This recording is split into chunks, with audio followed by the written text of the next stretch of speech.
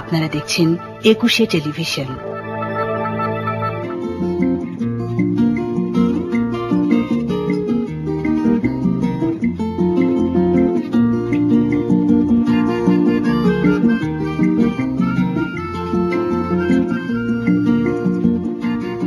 শুভ দুপুর প্রিয় দর্শক, ২১শে টেলিভিশনের প্রতিদিন নিয়মিত সরাসরি সম্প্রচারিত অনুষ্ঠান ২১শে দুপুরে সবাইকে শুভেচ্ছা এবং আমন্ত্রণ। শুভেচ্ছা আপনাদেরকেও যারা দেশের বাইরে বসে ২১শে দুপুর দেখছেন। প্রিয় দর্শক, জানিয়ে দিচ্ছি আজ আমাদের সাথে গল্প স্বল্প পর্বে উপস্থিত থাকবেন কথা সাহিত্যিক ইশতিয়াক আহমেদ। অনুষ্ঠানের পুরো সময় জুড়ে আপনাদের সঙ্গে আছি আমি আরিফা আক্তার নিপা। তো আসুন কথা বলি আমাদের আজকের অতিথির সাথে। স্বাগত ২১শে দুপুরে। খুবই ভালো লাগছে, আপনার মতো একজন তরুণ মেধাবী একজন লেখককে আমাদের মাঝে পেয়েছি। এবং আমরা এটা জানি যে ফেব্রুয়ারি মাস মানে আমাদের প্রাণের মেলা, বই মেলাকে ঘিরেই কিন্তু লেখক বলেন, পাঠক বলেন, সবার মনের ভিতর একটা আনন্দ খেলা করে। সেই ক্ষেত্রে এইবার যে পরিস্থিতি, হরতাল অবরোধের মধ্যে আমাদের প্রাণের মেলা, বই মেলা এসেছে, কেমন লাগছে আপনার? এটা আসলে মানে বিভিন্ন জায়গায় মানে বিভিন্ন দিক থেকে আসলে বিভিন্ন রকম, কিন্তু আমরা এই সময়টা কিন্তু ফেব্রুয়ারি মাসের এই সময়টা মেলা বা এই প্রাসঙ্গিক সময়টা বেশ কয়েক বছর ধরেই পার করছি। এই সময়টা একটা অস্থিরতা থাকে, এই সময়টা একটা থাকে, মানে ওইটা একটু হয়ে গেছে আমাদের সাথে, মানে আমরা মানিয়ে নিচ্ছি আর কি। এবং এক্ষেত্রে কি মনে হচ্ছে যে অন্য কোন সময়ের যে কিছুটা ছন্দ কি কেটেছে, নাকি বই প্রেমীরা বরাবরের মতো যেরকম ছিলেন তেমনই আসছেন, লেখকরা সেরকমই সাড়া দিচ্ছেন? না, এখন তো মাত্র আজকে 5 তারিখ, 5 দিন বা 4 দিন পার হয়েছে, আজকে 5 তারিখ। এখন সেক্ষেত্রে হচ্ছে আরো সময় গেলে বলা যাবে। বিশেষ করে হচ্ছে মেলা তো মূলত জমে ওঠে হচ্ছে 12 তারিখের পর থেকে, 13 পহেলা ফাগুন থেকে আসলে মেলার শুরুটা হয় ওই অর্থে, মানে ব্যাপকতা। এখন তো পাঠকরা আসবেন, ঘুরবেন, আগে দেখবেন, বই কিন্তু পরে কিনেন আসলে পাঠকরা। আচ্ছা, এবার একটু আপনার প্রসঙ্গে আসতে যাচ্ছি যে এবার মনে হয় আপনার বই মেলা বেরোচ্ছে আদর্শ লিপি, এবং এটা একটা উপন্যাস, তৃতীয় উপন্যাস। এবং যে আদর্শ লিপির কথাই যদি প্রথমে এটা নিয়ে আলোচনা করতে যাচ্ছি, যদিও নামে একটা চমৎকারিত, যদিও বা আপনার সব উপন্যাসগুলো বা বইগুলোই কিন্তু একটা ভিন্ন মাত্রার একটা নাম আপনি ব্যবহার করেন এবং চমৎকারিত থাকে, যেমন নীল কাটার, হোটেল বনলতা আবাসিক, ডেথ সার্টিফিকেট, আপেল শাস্ত্র, এই নন্দিতা পরিবহন, এরকম আর কি, মাফলার। তো এই বিষয়গুলো আসলে কেন, এটা কেন? না, এটা আসলে যে আমি ইচ্ছাকৃত ভাবে করি, আবার নামগুলি ঠিক করে আমি আসলে গল্প লিখি, ওইরকম না। আমার দেখেছে গল্পের প্রয়োজনে নামটা হয়তো চলে আসে, ওই নামের ওই জায়গাটা খুব মানে গুরুত্বপূর্ণ হয়ে ওঠে, যে কারণে হচ্ছে মানে গল্প থেকে নামটা চলে আসে, নাম থেকে গল্প হয় না। আচ্ছা, এবার একটা আদর্শ লিপি নিয়ে আসতে যাচ্ছি, কি প্রেক্ষাপটে আসলে এটা লেখা? এটা হচ্ছে আমাদের দৈনন্দিন জীবন ঘনিষ্ঠ যেসব গল্প টল্প আছে, আমরা হয়তো আমি প্রতি বছর হয়তো 10টা মানুষের গল্প দেখি, হয়তো একটা মানুষের গল্প আমি লিখতে পারি, বা একটা অথবা এই গল্পের ভেতরে হয়তো 10 জন মানুষের গল্প চলে আসে নানাভাবে। এইটাই আমাদের। এবং আমি যখন এই বইটা দেখছিলাম এবং আমার কাছে খুব একটা বিষয় খুব জানতে ইচ্ছে করছে এবং আমার কাছে খুব অন্যরকম লেগেছে, সেটা হচ্ছে আপনি আপনার ভূমিকায় লিখেছেন যে মানুষের নিজেকে দেখার দুটি উপায়, প্রথমত আয়না, দ্বিতীয় হচ্ছে গার্লফ্রেন্ড। নামে অবশ্যই মানে কথায় চমৎকারিতা অবশ্যই আছে, কিন্তু আসলে ব্যাপারটা কি? এটা আসলে যদি বলি, এটা তো আমার কথা না, এটা হচ্ছে গল্পের চরিত্র আনিসের কথা। আচ্ছা, আনিস নামে যে গল্প মানে যে চরিত্রটা এখানে আছে, সে হচ্ছে এরিস্টটলকে খুব পছন্দ করে। এখন এরিস্টটলের সাথে সে মানে একটা ঘোর তৈরি হয়, বা সে সবসময় নানা বিষয়ে এরিস্টটলের সাথে কথা বলে। আর এরিস্টটল তো মানে আমাদের জানা যে উনি অলমোস্ট সব শাস্ত্রের জনকই। এরিস্টটল যখন মানে এরিস্টটলের সাথে কথা প্রসঙ্গে একটা জায়গায় সে হচ্ছে এরিস্টটলকে এই জ্ঞানটা দেয় যে তুমি তো আসলে সবকিছু জানো না, তোমার আসলে কিছু জানার আছে, আর এই সময় হচ্ছে তোমার সময় না। এই সময় হয়তো তুমি মানে তুমি যদি নিজেকে দেখতে চাও, তাহলে তুমি হচ্ছে তোমার আউটলুকটা তুমি হয়তো আয়নাতে দেখতে পারবে, এবং তোমার ভেতরটা তোমার মানে তোমাকে যে চেনে হয়তো তোমার গার্লফ্রেন্ড বলে দিতে পারে। এরপরে আর একটু ব্যাখ্যাও আছে এখানে। অনেক সময় দেখা যায় যে মনের ভিতরে যেটা কল্পনা করছেন বা আপনি যা দেখছেন আশেপাশের বিষয়গুলো বা নিজেকেই নিজের মধ্যে যে উপলব্ধিটা, সেটাই কিন্তু গল্পের নায়কের কথায়, চিত্রায়নে বা চিত্রায়নে যেটা আপনি চরিত্রটা সৃষ্টি করেছেন সেখান থেকে কিন্তু বের হয়ে আসে, সেটাই কিন্তু লেখকের মনের কথাগুলোই বের হয়ে আসে, এবং সেই ব্যাপারটা মনে হয় সেরকমই ঘটেছে।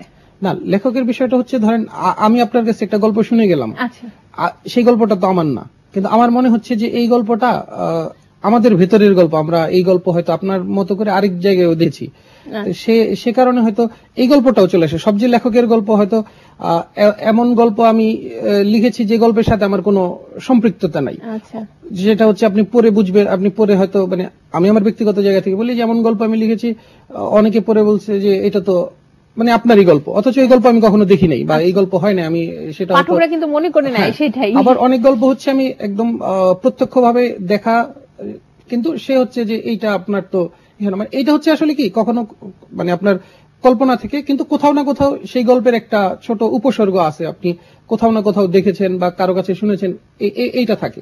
আচ্ছা, আমরা কিন্তু সবসময় বইমেলাতে দেখি যে আপনার মতো তরুণ লেখকদের অনেকগুলো বই, 3-4টা বই কিন্তু প্রতি বছরই প্রকাশিত হয়, কিন্তু আপনার ক্ষেত্রে কিন্তু একটু ব্যতিক্রম, সেটা হচ্ছে মাত্র একটা। সেটা বই প্রকাশের ক্ষেত্রে আপনার এই কৃপণতা কেন? না, কৃপণতা না, একটা হচ্ছে এটা হচ্ছে আমার মেধার ঘাটতি, আমি হয়তো 5-6টা বই লিখতে পারি না। মেধার ঘাটতি অবশ্যই বলবো না, কিন্তু অনেক জনপ্রিয় পাঠক কিন্তু আপনি পেয়ে গিয়েছেন এবং বেশ ভালো, সবাই বোদ্ধা মহলও বলছে যে আপনার লেখা সবকিছু কিন্তু অনেক গদ্য লেখার মান অনেক ভালো এবং অনেক স্ট্রং। সেটা তো মানে তাদের হয়তো উদারতা বলার ক্ষেত্রে, কিন্তু আমার হচ্ছে মেধার ঘাটতি এবং সবচেয়ে বড় কথা হচ্ছে আমি বেসিক্যালি যে বিষয়টা বোঝা যায় যে লেখালেখির ক্ষেত্রে আমার আসলে ওই ধরনের মানে নিবেদিত বিষয়টা নাই। আমি হচ্ছে সারা বছর ধরেন চিন্তা করে হয়তো আমার প্রকাশক আমাকে একটু প্রেসার দিলে আমি হয়তো প্রেসার দিতে হবে, আলসেমি বলবো, আমি নিয়মিত লেখালেখির কিছুই নাই, মানে আমার উপর কাজ মানে চেপে বসলে আমি হয়তো কাজটা করি। আচ্ছা, আর এমনি সারা বছর ধরেই তো লেখার একটা মনোজগতে বা প্রবণতা নিশ্চয়ই কাজ করে। না, সারা বছর ফেসবুকে স্ট্যাটাস লিখি। ও হ্যাঁ, এইটাই এই প্রসঙ্গে আসতে যাচ্ছিলাম যে আমি জানি যে আপনি ফেসবুকে খুবই অ্যাক্টিভ এবং অনেক ফলোয়ার আপনার, সেক্ষেত্রে অনেক মত আপনি দেন, সেটা অ্যাকসেপ্ট হয়। আমি আমার প্রশ্নটা একটু ভিন্ন রকমের, সেটা হচ্ছে যে আমাকে ফলো করবে একজন, আমাকে সেই পর্যায়ে পৌঁছতে হবে যেটা আমার সব মত গ্রহণযোগ্য হবে, কিন্তু এখন যেটা দেখা যায় তার মধ্যে একটা সৃজনশীলতা থাকবে, কিন্তু এখন যেটা দেখা যায় একদম স্কুল লেভেলের যার বয়স 12, 13, 14 বছরের ছেলেরাও ফেসবুকে অ্যাকাউন্ট খুলে বসে আছে এবং সময় কাটাচ্ছে, এটা আসলে কতটুকু যৌক্তিক? না, আমি যেহেতু ফেসবুকে অ্যাক্টিভ, আমি যেহেতু ফেসবুক ব্যবহার করি, এখন আরেকজনকে আমি সেইটা দিতে পারি না। এখন 12-13 বছরে তার হয়তো আমার 12-13 বছরে ফেসবুক ছিল না বা এই প্রযুক্তি আমার লাইফে আসে নাই, এখন তার এসে গেছে, সে তো প্রযুক্তির সাথে অ্যাডজাস্ট করবে। আর তার ফলোয়ার বা তার মানে আশপাশের বিষয়টা এটা হচ্ছে, কারণ আমি আপনাকে ফলো করবো এটা কিন্তু আমার দোষ। আমি যদি আপনাকে ফলো করি, আপনি যদি ধরেন ভালো না হন বা আপনি যদি ওইরকম না হন, এটা ফলোয়ারের দোষ। এখন আপনার মত আমার মানে ভালো যদি লাগে সেটা তো আপনার কিছু করার নাই, সেটা তো আমি আপনার ফলোয়ার। আরেকটা ভিন্নভাবে যদি বলি যে একজন আপনার যেহেতু সবকিছুর সৃজনশীল মাধ্যমে আপনার বিচরণ, স্বচ্ছন্দ বিচরণ, সেই ক্ষেত্রে সৃজনশীলতার জন্য কিন্তু প্রচুর সময় ব্যয় করতে হয়, সেই ক্ষেত্রে কি কোন রকম প্রতিবন্ধকতা সৃষ্টি হয়? কেমন সেটা? ফেসবুকের সময় ব্যয় করার ক্ষেত্রে? না, ফেসবুকে হচ্ছে আমরা মানে সময়টা নিয়ে নিচ্ছে না, যেভাবে বোঝানো যাচ্ছে আমি 24 ঘন্টা ফেসবুকে থাকি ওইরকম কিছু না। বিষয়টা হচ্ছে যে এখন আপনার ধরেন স্মার্টফোন হচ্ছে আপনি বাসায় ল্যাপটপ ডেস্কটপে যে কাজ করতেন আপনার স্মার্টফোনেও সেই কাজ করা যায়। এখন আমি যে ধরেন আমাদের যানজট, আমাদের এই যে যাবতীয় যে কারণে ধরেন আপনার অফিসে আসতে 1.5 ঘন্টা লাগে, সেই সময়টা কিন্তু আপনার এমনি বসে থাকতেন, আপনার তখন কিন্তু আপনি ফেসবুক আপনাকে মানে কানেক্টেড রাখছে, সেই সময়টা কিন্তু নষ্ট সময় না, সেই সময়টা হচ্ছে ওই নষ্ট সময়টাকে আপনি হচ্ছে কাজে লাগাচ্ছেন, আরেকজনের লেখা পড়তেছেন, আপনি হয়তো মতামত দিচ্ছেন। আমার কাছে মনে হচ্ছে যে ওই জায়গাটা খুব মানে কাজের হচ্ছে, এবং হয়তো যে পড়াশোনার সময় বা এইটা এখন আমাদের তো পড়াশোনা শেষ, এখন আমরা তো এটা বলতে পারি না যে আমাদের পড়াশোনা নষ্ট করে আমরা ফেসবুক ইউজ করি। আপনার বইয়ের আরেকটা ভূমিকা আমি পড়েছি যে সবার জীবনের লক্ষ্য থাকে, কিন্তু আপনিও আপনার জীবনের লক্ষ্য অনেক রকম ছিল, উল্টো ছিল, যে অনেক কিছু হতে চেয়েছিলেন, আবার বলেছেন বিপরীত কথা, কিছুই হতে পারেনি, কিন্তু এই নিয়ে কোনো হতাশাও নেই, আক্ষেপও নেই, কিন্তু হয়েছেন, কিন্তু অনেক কিছুই হয়েছেন। সেই ক্ষেত্রে কেন এই ধরনের কথাটা কেন আসলো? না, হতে চেয়েছি মানে বিষয়টা হচ্ছে এটা অনেক ধরনের ছিল। দেখেছি আমি যা দেখতাম তাই আমার হতে ইচ্ছে করতো। দেখেছি আমি হঠাৎ করে একজন জনপ্রিয় গ্রামে গিয়ে একজন জনপ্রিয় চেয়ারম্যান দেখলাম, আমার মনে হচ্ছে যে চেয়ারম্যান হওয়া উচিত ছিল আমার। আমি হচ্ছে ছোটবেলায় ক্রিকেট খেলতাম, তখন আমার মনে হচ্ছিল যে ক্রিকেটার হব। এইরকম মানে আলটিমেটলি যে কিন্তু আমরা দেখেছি আপনি লেখক, সাংবাদিক, জনপ্রিয় লেখক অবশ্যই বলবো, সাংবাদিক, গীতিকার, আপনি নাট্য নির্মাতা, তারপরে আপনি স্ক্রিপ্ট লেখেন, গান লিখেন, ডকুমেন্টারি বানান, অনেক অনেক কিছু আপনি কিন্তু করছেন।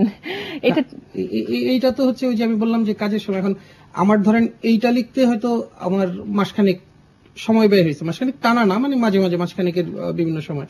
এখন গান লিখতে হচ্ছে, একটা গান আপনার ভিতরে মানে আপনার লেখালেখির সময়টা কিন্তু গুরুত্বপূর্ণ না বা বড় না, আপনার বড় হচ্ছে যে আপনি আসলে কিভাবে লিখবেন সেই চিন্তা করা। এখন সেই চিন্তার সময় কিন্তু বাংলাদেশ আমাকে দিয়ে দিচ্ছে। আমি দীর্ঘ সময় জ্যামে থাকতেছি, আমি দীর্ঘ সময় হচ্ছে ধরেন আমার বাসায় ইলেকট্রিসিটি নেই, আমি হয়তো ছাদে গিয়ে বসে আছি। এই যে সময়গুলি, এই সময়গুলি কিন্তু আমাকে মানে কাজের সুযোগ দিচ্ছে। তো সেই ক্ষেত্রে হচ্ছে যে মানে ভাবনার জায়গাটা অনেক কিছু করাটা খুব মানে এই বিষয় না, মানে বড় বিষয় না, এটা আপনি চাইলেই সেখান থেকে নিতে পারেন। আচ্ছা, এমন অনেক এখন কিন্তু এই যে বইমেলা আসলে একটা বিষয় দেখা যায়, হুজুগ পড়ে যায় বই বের করব, দেখা যায় অনেক তরুণ একটা লিখে বই প্রকাশ করে ফেলছে। আদৌ কি সেটা মানসম্মত হচ্ছে? মানসম্পন্ন বই পাচ্ছি আমরা? না, সেটাও আমি বলতে পারবো না, কারণ আমারটা যে মানসম্মত সেটাও তো হয়তো আরেকজনের কাছে না। এখন একজন নতুন কিভাবে মানে তার বই হয়তো আমি পড়ে আমার হয়তো আমি যতটুকু যেটা বলতে পারবো যে ভালো লাগা খারাপ লাগা। আমি বলতে চাচ্ছি লেখক হওয়ার পিছনে, তার সৃজনশীলতার পিছনে যে সাধনাটা দরকার, যে পড়াশোনাটা দরকার, যে বাস্তব জ্ঞানটা দরকার, অভিজ্ঞতাটা দরকার, এটা তো আসলে একটা দীর্ঘ সময়ের ব্যাপার। সেই বিষয়টাকে আমি বলতে চাচ্ছি। এটা তো আবার বয়স সীমা নাই যে আপনি 18 বছর পর থেকে হচ্ছে বই লিখতে পারবেন, মানে এটা তো আর সমাজ ঠিক করে দেয় না বা রাষ্ট্র ঠিক করে দেয় না। এখন আপনি যদি অনেক ছোটবেলা থেকে ধরেন, আমি ফেসবুকে দেখি আমার অনেক ছোট ভাই, অনেক জুনিয়র, তাদের বয়সের সাথে আমার পার্থক্য হচ্ছে ধরেন 10 বছর 8 বছর, কিন্তু তাদের লেখা আমি মুগ্ধ হই।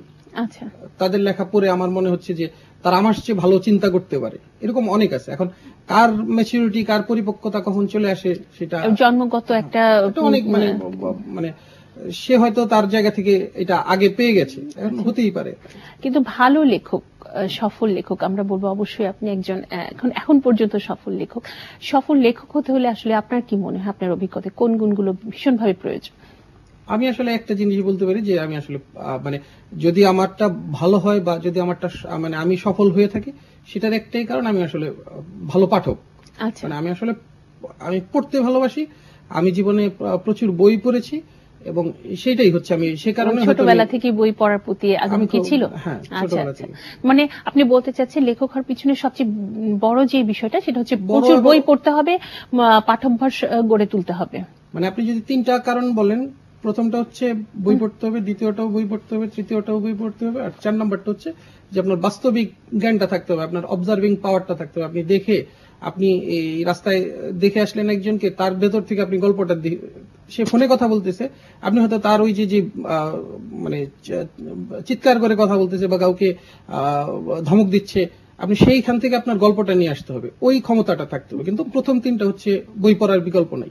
আচ্ছা, এখন একটু অন্য প্রসঙ্গে আসতে চাচ্ছি যে তথ্য প্রযুক্তির এই বিকাশের বিস্ফোরণের এই যুগে ইবুক চলে এসেছে, অনলাইনে বই পাওয়া যাচ্ছে, পড়ছে।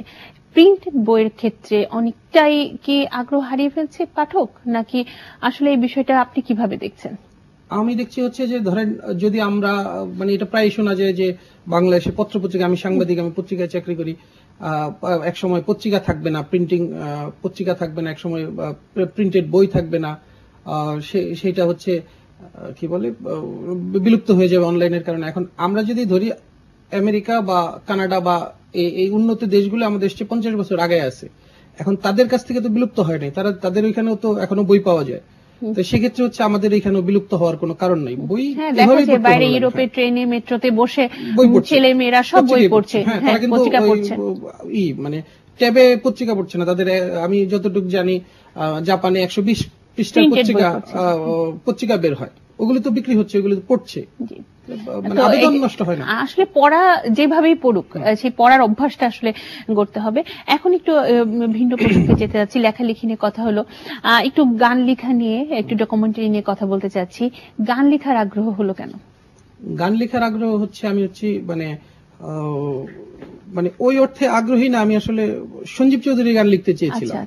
মানে প্রথম আমার মনে হয়েছে, মানে সঞ্জীব চৌধুরীর গান শুনে আমার মনে হয়েছিল যে আমি আসলে সঞ্জীব চৌধুরীর গান লিখবো কখনো, মানে ওইটাই একটাই টার্গেট, একটাই গান, মানে আমি সঞ্জীব চৌধুরীর প্রতি পছন্দের পছন্দ না শুধু, মানে আমি মানে তার মানে মুগ্ধ ছিলাম আর কি। আচ্ছা আচ্ছা।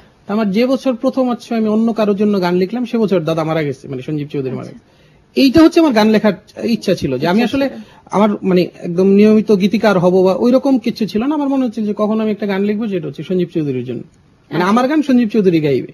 কিন্তু এটা আমি যতদূর জানি আপনি প্রচুর ডকুমেন্টারি বানাচ্ছেন, এই ফিল্ডে আবার চলে আসলেন, কাজ করছেন, আগ্রহটা কেন? ওইটা হচ্ছে প্রচুর না, মানে আমি হচ্ছে কিছু মানে কি বলে বড় প্রতিষ্ঠানের, যেমন আইসিডিডিআরবি, পিজি হসপিটাল এবং এফএওর কয়েকটা কাজ করেছি, মানে সেটা হয়তো বড় ভলিউমের কিন্তু প্রচুর না, মানে এটা হয়তো 2-3 মাস সময় লেগে যায় একটা ডকুমেন্টারিতে।